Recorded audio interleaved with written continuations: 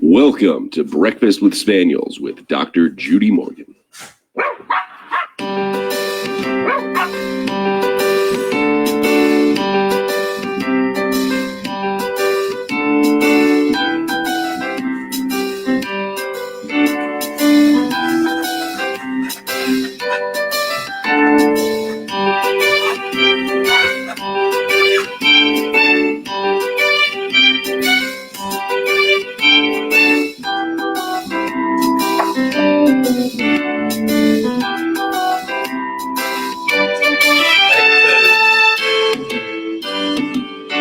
Prepared for 3 and 4 if necessary. No, we're not going to go.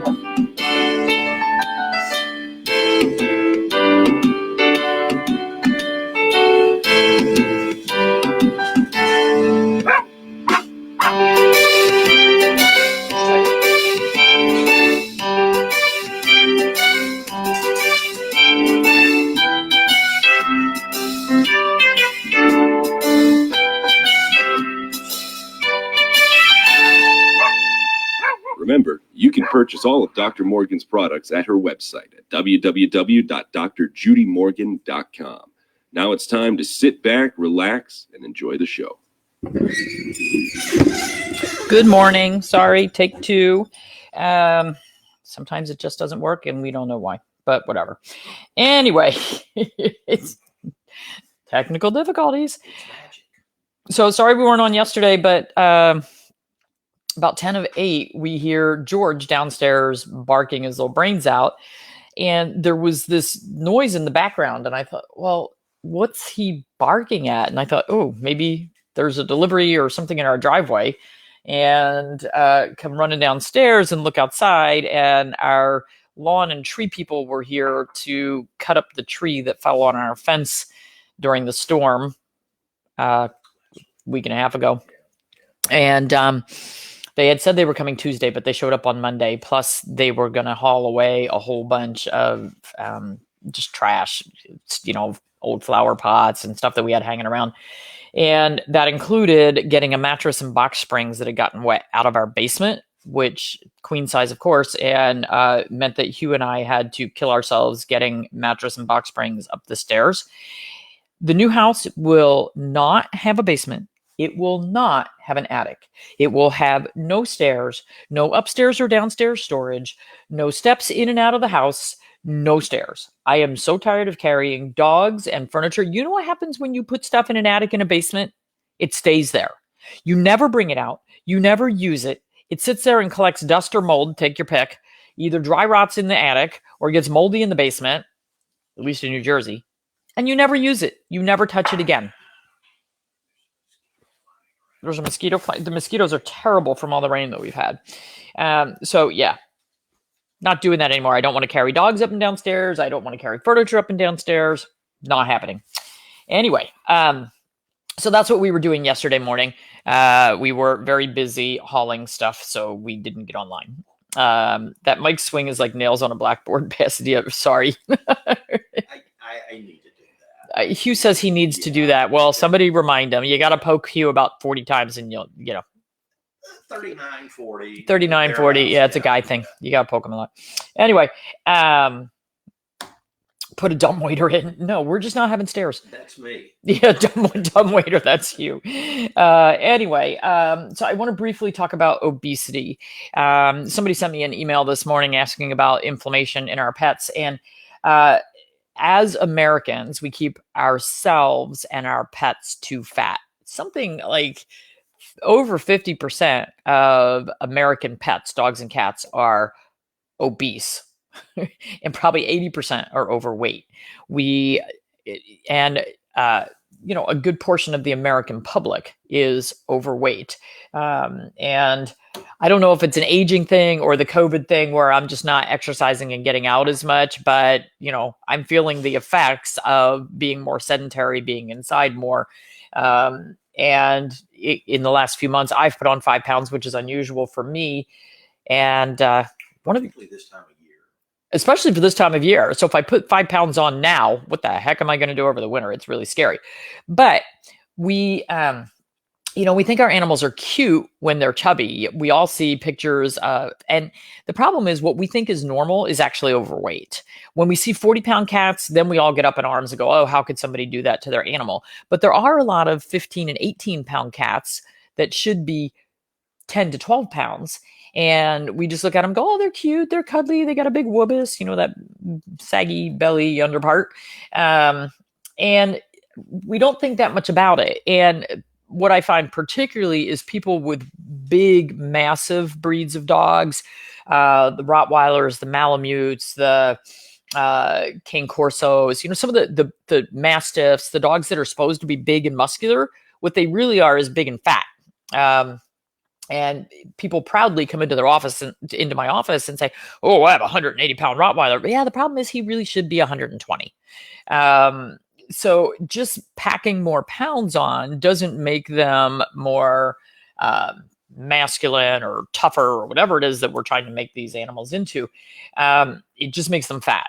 So particularly on our dogs, when you look at them from the side, you want to see a waist. It should tuck up under the loin area.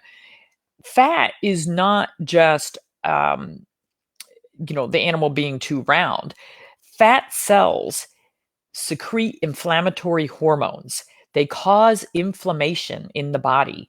So the chronic arthritis that we get associated with being overweight is not just because there's extra weight on the joints. It's because there's actually inflammatory hormones being sent out through the system, causing inflammation throughout the body. So we get things like autoimmune thyroiditis. We get things like chronic arthritis. Arthritis is not just a description of joints that don't look so good on x-ray. It's an ongoing inflammatory disease. It is not just we get crunchy stuff in our joints. That's ongoing inflammatory disease.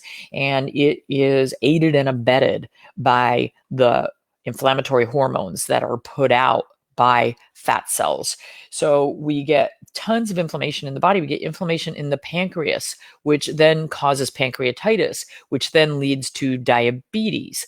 We see it in people with type 2 diabetes. We see it in animals. And so there was a woman with a Cavalier that for years complained that her dog was overweight, fed dry kibble that was very high in carbohydrates, which clearly the dog was not processing well. And the dog was overweight for years and years and years. And every time I would chime in and say, you really should switch the diet on that dog. No, that's too difficult. No, that's too expensive. There are a million reasons. Well, when the dog became diabetic, which was very predictable because the dog was almost twice what its weight should be, then the dog became diabetic. And then my answer was, well, now that's costing you more money. And by the way, the dog continued to eat dry kibble and developed cataracts and succumbed to the diabetes because it was very difficult to manage. So I look at those things and I say, you know what, they're predictable and they're also preventable. Now, there are some genetic things that will contribute to that. Some breeds are more prone to obesity, but that just means we need to be more vigilant. Animals that are fed a high carbohydrate diet will tend toward obesity. They don't process it very well. And kitty cats in particular that are fed dry kibble, I see them every year they come in. They're cute kittens. And then when they're a year old, they're a normal weight. And then every year they put on a pound or two. Well, over 10 years, that's 10 pounds on a cat. So instead of having the 10-pound cat, we now have the 20-pound cat. And that 20-pound cat, guaranteed, is going to come back in with urinary tract issues. It's going to come back in with diabetes. It's going to come in with pancreatitis. It's going to come in with liver problems, fatty liver. So it's pretty predictable. But obesity is not just a cute animal that is overweight.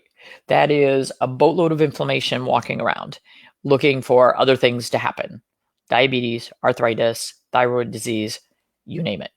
So it is pretty important to keep our animals at a nice lean weight. There's a body condition scoring system. Purina, as much as I'm not a fan of theirs, they do make a nice body condition scoring. It's a BCS chart that you can look up online. And actually, in the Yin and Yang Nutrition for Dogs, we have a body condition scoring. It's pencil drawings, but it shows you what the animal should look like. We really want them on a 1 to 9 to be at 4. 4 is ideal, maybe 5. I mean, if you look at 1 to 9, 4.5 is right in the middle. So that 4 to 5. Most animals that I see that people think are in good shape are actually a 6. And, 6 isn't bad, but when it creeps up to 7, 8, and when we get those 9s, that's a coffee table with little legs sticking out. Not a good thing.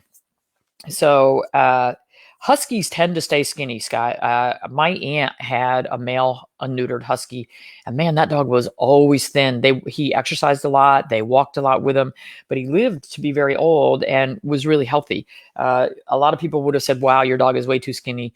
But Huskies they're a working breed. Look at those sled dogs. We were talking about them in my pain course yesterday. Those sled dogs, when they're out doing the Iditarod and those cross-country courses, they're burning 10,000 calories a day. That's a lot. That's a lot. Maybe I need to become a sled dog. I could burn some calories.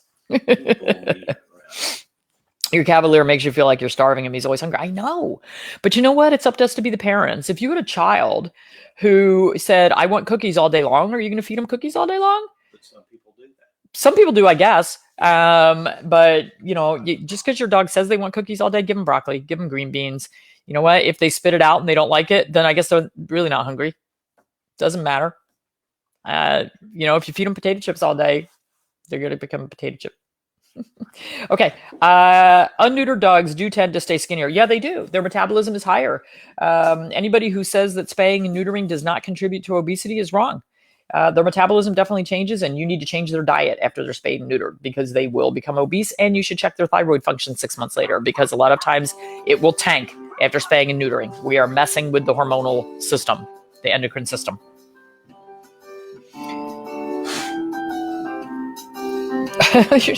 Dogs were never meant to live on kibble and drugs. Ooh, I like that. That's a Facebook page, I guess. I like that. Yep. Dogs eat raw, can feel the ribs, but can't see them. And that's really what you want. Make sure that, your dogs are fine. I know your dogs, but for most people, sometimes you're feeling fat pads over the ribs. So make sure they're not fat pads. Friend is looking at an Australian Shepherd. Do you recommend as a breed? I would never have one because it's not my type of dog. They are active dogs that need a job. So if your friend wants to be active and do something with that dog, then sure. If she lives in an apartment, no. Well, if she lives in an apartment and doesn't get outside much, no. You got to do something with them. Teresa Carpenter, all food is weighed for our pack and for me. I'm in normal BMI for the first time in 20 years. Yeah, I really do need to do what you do, Teresa, but it looks like way too much work. Everybody have a great day.